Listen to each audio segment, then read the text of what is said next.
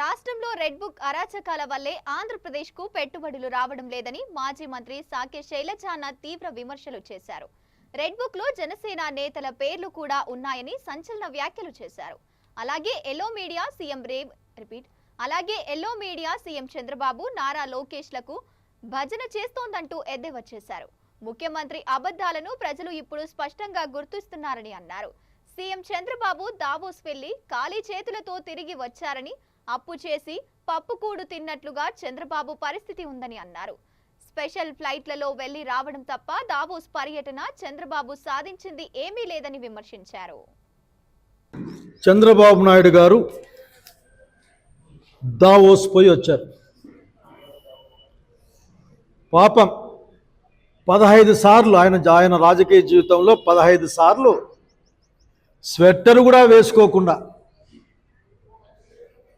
చలిలో అతను వణక్కుండా, స్విట్జర్లాండ్లో ఉండే వాళ్ళే వణుకుతూ ఉంటారు, కానీ ఈయన వణక్కుండా 15 మీటింగులకు పైగా అయిపోగొట్టుకొని వచ్చాడు.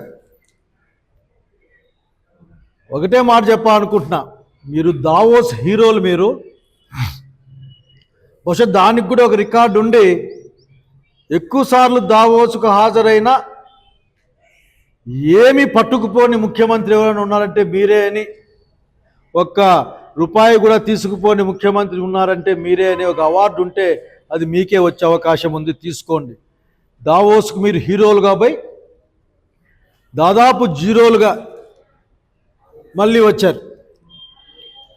పదుల కొద్దీ కోట్ల రూపాయల్ని, ప్రజల ధనాన్ని అక్కడ ఖర్చు పెట్టి, ఈ మాట అంటే మీకు కోపం వస్తుందేమో, బహుశా మీరు ఎక్కడెక్కడ ఆ డబ్బులు ఖర్చు పెట్టారో ప్రజలకు తెలియజెప్పాల్సిన అవసరం కూడా ఉంది.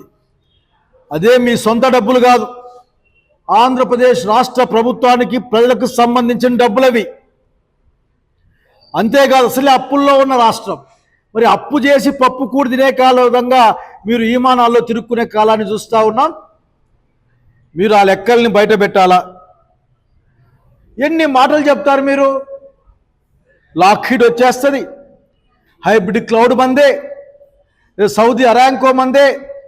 అసలు నాకు విపరీతమైన గౌరవం ఇచ్చారు, నన్ను చూసి భయపడలేదు. హై స్పీడ్ రైళ్ల కర్మాగారం వచ్చేసింది జపాన్ నుంచి, ఎయిర్ బస్సులు వచ్చేస్తాయి అని చివరికి మీరు ఒప్పించుకొని వచ్చింది హైదరాబాద్ పక్కింట్లో, మీ ఇంటికి పక్కలో ఉన్న గ్రీన్ కో వాళ్ళతో మాట్లాడారు.